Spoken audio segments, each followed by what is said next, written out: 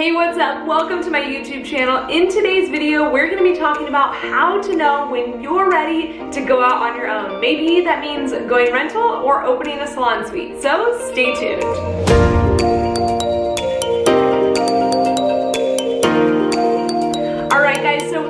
Diving into a topic that is asked a lot in my DMs. So I get Instagram DMs from you guys all the time, and sometimes I actually turn them into YouTube videos like this one. So I've gotten quite a few people asking me how to know when they're ready to go out on their own. Maybe that means going rental or renting a chair or opening a salon suite or even opening something bigger like a salon. And so I had this question asked to me how I knew when I was ready, and so I thought I'd make a YouTube video to help you kind of determine if you're ready to go out on your own and the things that you want to make sure that you're asking yourself before you go out on your own. And you're definitely going to want to stay tuned till the end because there's one last tip that I give at the very end that you don't want to miss. But before we dive in, if this is our first time hanging out, my name is Jamie Dana and I help other hairstylists grow their businesses. So I have a ton of technique and business advice, videos here on YouTube, but then I also give lots of tips and advice over on my Instagram. So if you haven't had the chance to check out my Instagram, I will link it down below. And if you haven't already hit that subscribe button, make sure to do that now because I do lots of videos like this and you're definitely not going to want to miss any of them. So real quick, let's back up and let me share a little bit of my story and kind of how I knew I was ready to go out on my own. So when I first started in the industry, I started out as an assistant and I kind of did the whole receptionist thing. So I worked for the salon and I assisted a stylist. And then about 6 months after I assisted, I knew that I wanted to go commission. So I started as a commission stylist at the salon that I was assisting at, and I was taking a 50-50 cut of all of the clients that I was doing. So all the money that I brought in, I was giving away 50%, but I didn't have to, pay rent or anything like that. And so I was a commission stylist for about a year and a half, and I kind of figured out that I was able to go out on my own and that I would be making more if I rented a chair. So we'll talk more about how I figured this out in the video, but I just kind of knew that I was ready to go out on my own. I wanted to take charge of my business. I knew that I was ready to kind of get to that next level, and going rental was that answer for me. So I was rental for about 3-ish years, and then I decided to move on and open up a salon suite. And so we'll talk more about that as well and kind of the differences between going rental and being a salon suite owner and kind of the uniqueness of both. But I owned my salon suite for about a year, and then after that I decided to open up a small salon. So that's currently what I have. It's the salon that you see in all of my technique videos, and it's basically 600 square feet. And if you want to learn more about how I opened up my salon, we won't go too deep into that in this video, but I will link my other YouTube video describing that here in the description so you can check that out. But basically, I've had that salon for about 3 years now. So that's kind of my short career in a nutshell. But let's talk about how to know if you're ready to go out on your own. So maybe you're assisting right now, or you're a commission stylist. Maybe you've been a commission stylist for a long time. Maybe you're just starting out in the industry and you're wondering, okay, like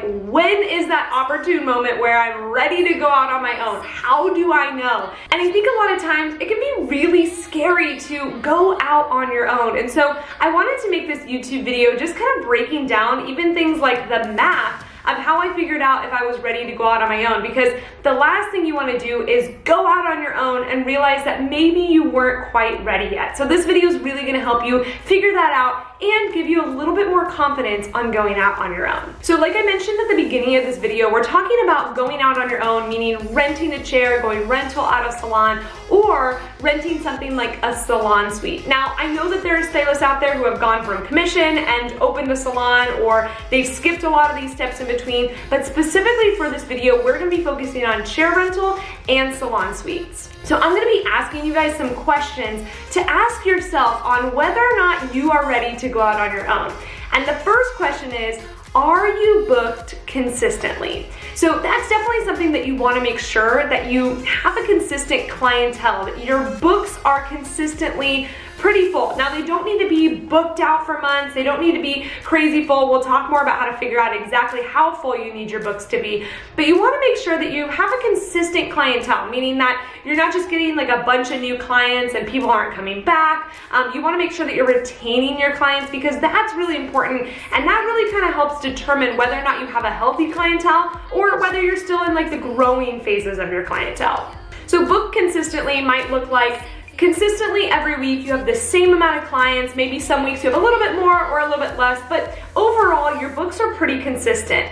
Something you want to make sure you don't have is maybe you're booked one week like solid and you're like really booked out, but then the next week, like maybe you don't have very many clients. Like maybe you just have like 1 or 2 clients. And then the next week you have like a decent week. And then the week after that, you're like not very booked. That would not be consistent. So now that doesn't need to mean you're booked out months in advance. It just needs to mean that you're kind of booked out consistently on a regular basis, and then you have a regular thriving clientele.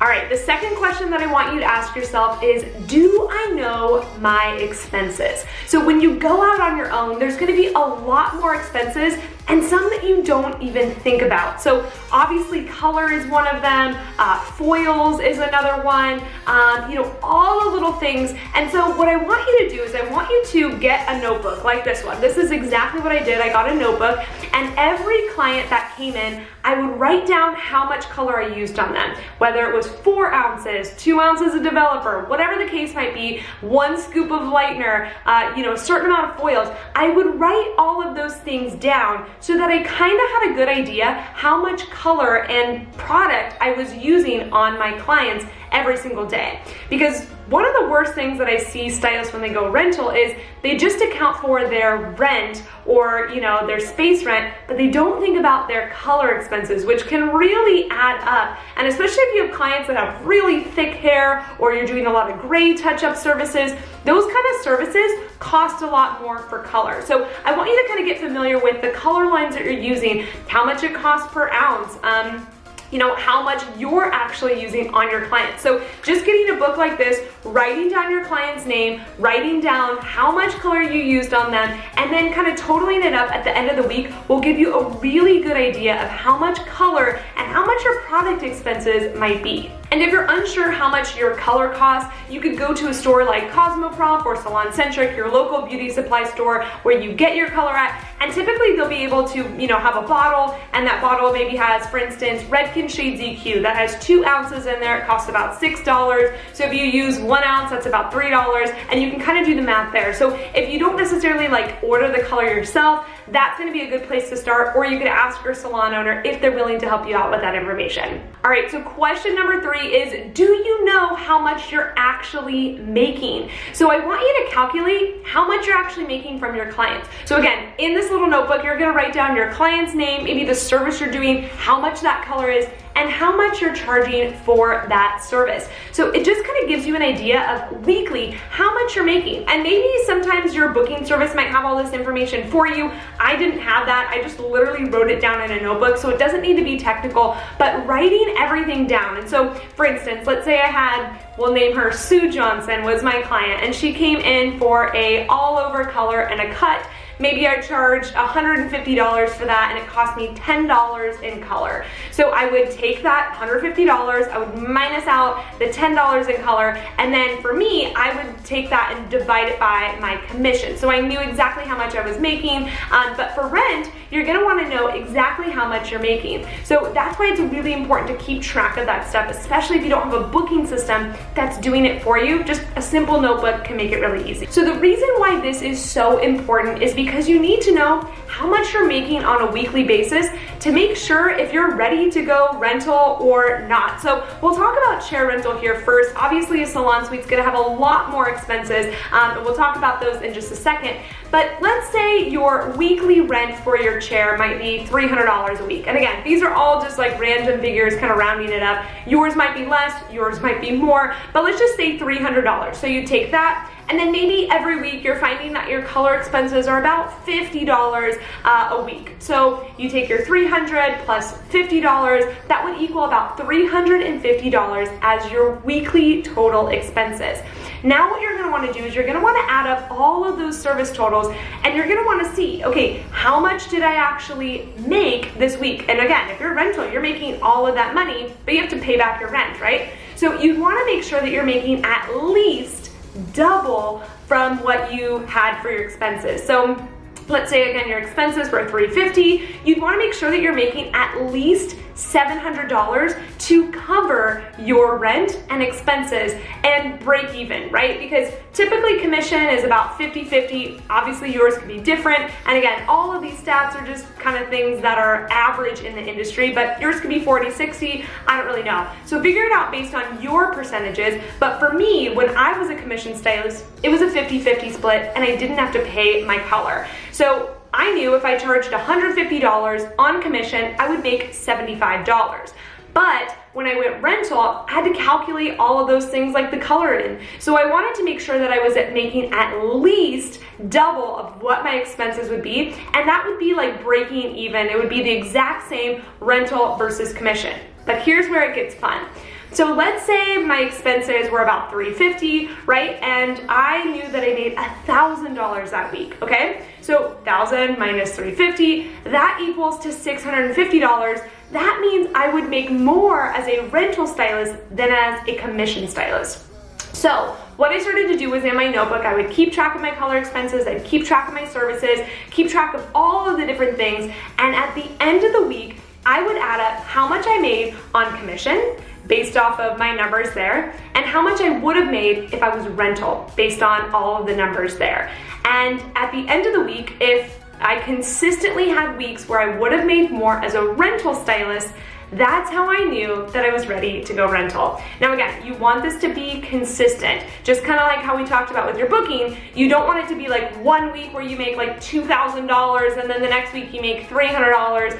Again, that's why having that consistent clientele is really important. You wanna make sure that this is consistently over what you would make as a commission stylist. So again, having my notebook was really helpful, and it was kind of a fun game for me where I was like, ooh, if I get one more client, then I would actually make more as a rental stylist than I would as a commission stylist. So that was a way that I easily figured out the math, and it gave me actual confidence going into a rental stylist, knowing that I actually would make more than if I was a commission stylist. So the fourth question that I want you to ask yourself is, do I know what all my expenses are? So like we talked about rent, we talked about color, we talked about things like foils, but there are quite a few other expenses that you might not think of, especially when you're going into a salon suite. Some of them might be shampoo. Maybe you have to buy retail products now for your clients. Maybe that's not offered through the salon, or maybe you can retail your own products, but you have to pay for those up front before you sell them. So retail products, business cards, maybe a booking system, maybe that's not included anymore. Maybe your receptionist isn't included anymore, or an assistant isn't included anymore. So all of those little things can start to add up. And so you're gonna want to account for those in your expenses. So maybe you're paying out an assistant already as a commission stylist, whatever the case might be, then maybe you have to hire an assistant. So that might cost you a little bit more. And just kind of figuring all of that stuff out, you just really want to get clear on how much your expenses are. Now, I know we talked about if you were going to maybe open up a salon suite, your expense list is going to be a lot more than you think. So what I want you to do is, as a rental stylist or as a salon suite owner, whatever the case might be, whichever one you're thinking of going into, I want you to make a list, maybe in the same notebook, of all the potential expenses you might have. So for instance, as a salon suite owner, you're gonna have to get things like magazines and tissues and coffee pods and soap and detergent and towels and back bar, all your color, all of those little things, candy dishes, decor for the salon, paint, Windex for the windows, all of that kind of stuff starts to add up. So literally make a list of all the expenses that you might possibly have going into opening a salon suite. And then the last question that I want you to ask yourself is, can I actually afford this? So again, being really booked consistently is gonna help. It's gonna give you that confidence of like, okay, I know that each week I would make more as a rental stylist, or I know each week I would make more working at a salon suite versus renting a chair at a salon. Whatever the case might be, that's gonna give you that confidence, but making sure that you can actually afford all the things, like all those little expenses that I told you about, you want to make sure that you can do it, because nothing is worse than going out on your own and realizing like, oh man, like I don't actually have enough money to buy business cards, or I don't have enough money to get candy and coffee for my clients. Like all of those little things add up to the client experience, and we want to make sure that we're giving our clients the best experience as possible, and we would hate to have their client experience not be that great because we weren't ready to go out on our own. So again, making sure to write all of that stuff down is really, really important. And tip number 6 is, do you know your rights as a rental stylist or as a salon suite owner? So you want to make sure that you're accounting for things like taxes, because now you're not an employee of the salon, you're an independent contractor, which means a lot of great things. Means you have more freedom, you don't have to be coming in at a certain time. In fact, your salon owner can't tell you what to wear, you get to choose what to wear, you get to choose when to come in. You are in charge of your business because you're technically renting a space from that salon or salon suite. So you are now an independent contractor. However, when it comes to taxes, when you're an employee, your employer, the salon, takes taxes out for you. So at the end of the year, you don't have to usually pay that much, depending on how much you claim and all that fun stuff. But usually they take all the taxes out for you. They also pay things like maybe workers' comp, or maybe you have benefits, or maybe things like Social Security tax. They pay for some of that for you. Now, when you become independent, you gotta pay for that stuff yourself. So just make sure that you're aware of how much you're gonna owe when it comes to tax time. And I am not a tax professional, but make sure to talk to a tax professional to make sure that you're getting all the information of how much you might owe at the end of the year, because they're not taking it out for you, you have to pay it, and you just wanna make sure that you're not setting yourself up for failure and have a huge tax bill at the end of the year. So definitely make sure to talk to a tax professional and just know your legal rights when it comes to being an independent contractor. And the last little bonus tip I want to give you guys is make sure that you understand what you need to open a business. Now, every city and state is going to be a little bit different, but you want to make sure that you're legally all good to go. So for instance, in my city, I needed to have a business license. Even though I was just renting a chair at a salon, technically I started a new business, and so I needed to have a business permit or a business license in my city. Now, not every city makes you do this, so usually you can call up your city and they can answer all of those questions for you, but sometimes you might need an establishment license if you're opening up a salon suite through the Board of Cosmetology. Again, every state's a little bit different, so make sure that you just are aware. You might need liability insurance, all of the non-fun stuff that comes to owning your own business. You just want to make sure that you're protected and that you have everything squared away. One last one to make note of is a resale license. If you are going to be selling your own retail products, you definitely have to have your own resale license so that you legally can collect sales tax and all that fun stuff as well. So just make sure, again, usually your city or your county will be able to give you information about that, because every city and county is a little bit different. So I hope that this video helped you and didn't freak you out at all. I hope that it actually gave you confidence to know, hey, either I am totally ready or maybe I need to hold off for a little bit longer. I know that it's a huge topic, it's a huge scary thing sometimes, but it also can be so amazing. You're taking your business to the next level. You are in charge of your business. And you know, for some people, that's not the right situation. Some people are like, hey, I just want to stay commission. I want things taken care of for me. That's great for them. But some people really do want to take control of their business. That was me. I knew that I wanted to take control. I wanted to control my hours, control the things that I wanted to do. And so going rental and opening a salon suite ultimately was exactly what I needed. Obviously, like I said, it can be a little scary, but sometimes going rental can be more profitable for you.